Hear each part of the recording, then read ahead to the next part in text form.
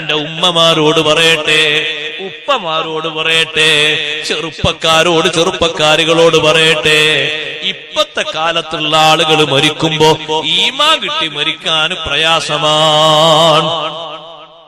കാരണം നിങ്ങൾ ഓരോ വീട്ടിലും കയറി പരിശോധിച്ചു നോക്ക്.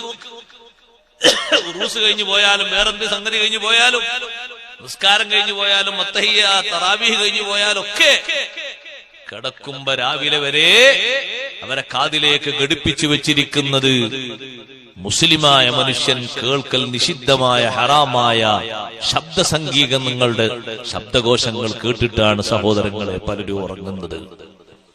എങ്ങനെ ഈമാൻ കിട്ടി മരിക്കാനാണ്?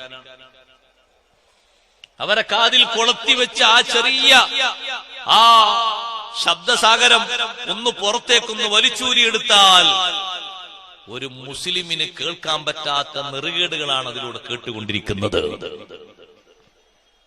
അനാവശ്യമായ ഒരു ശബ്ദവും കേൾക്കരുത്. മ്യൂസിക് കേൾക്കൽ ഹറാമാണ്. തത്തുല്യമായ ശബ്ദസാഗരങ്ങൾ കേൾക്കുന്നതൊക്കെ നിഷിദ്ധമാണ്. മുസ്ലിമിന് കേൾക്കാൻ പറ്റിയ ഒരു ശബ്ദമുണ്ടെങ്കിൽ ദഫിന്റെ ശബ്ദം മാത്രമേ ഉള്ളൂ.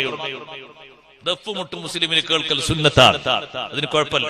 നബി സല്ലല്ലാഹു അലൈഹി വസല്ലം നിങ്ങൾ കേട്ടിട്ടുണ്ട്, കേൾക്കാൻ പ്രചോദനം നൽകിയിട്ടുണ്ട്. വേറെ കുറെ മുട്ടുകളുണ്ട്, അതിന്റെ മസലൊന്നും എനിക്കറിയില്ല, അത് അതിലേക്ക് ചേർത്തി വായിക്കുകയും വേണ്ട. ഉണ്ടാക്കി കൂട്ടുന്ന കുറെ മുട്ടുകളുണ്ട്, അതിന്റെ വർത്താനല്ല ഞാൻ പറയാം. അതും മറ്റേതൊക്കെ കണക്കന്നെ. ദഫ് എന്ന് പറഞ്ഞാൽ റബീഉൽ അവ്വലിന് കുട്ടികൾ മുട്ടുന്ന ദഫ് കണ്ടില്ലേ? ഇവിടെ ദഫ് മുട്ടല്ലേ? അതന്നെ ദഫ്. ദഫ് റാത്തീബ് ഉണ്ടാകുമല്ലോ ഇവിടൊക്കെ. ഉണ്ട്. ആ ദഫ് അത് കേൾക്കൽ സുന്നത്തായ ശബ്ദം. എന്തെല്ലാമാണ്. ഒരു മുസ്ലിമിന്റെ വീട്ടിൽ 4 റൂമുണ്ടെങ്കിൽ 4 റൂമിലും സിനിമയല്ലേ, 4 റൂമിലും മ്യൂസിക് അല്ലേ? എങ്ങനെ ബർക്കത്തുണ്ടാകാനാ? എങ്ങനെ വിജയിക്കാനാണ്? കേൾക്കാൻ പറ്റാത്ത ഒരു ശബ്ദം പോലും കേൾക്കാതെ മാറി നിൽക്കണം. കാണാൻ പറ്റാത്ത ഒരു രംഗം കാണാൻ കഴിയില്ലെങ്കിൽ മാറി നിൽക്കണം.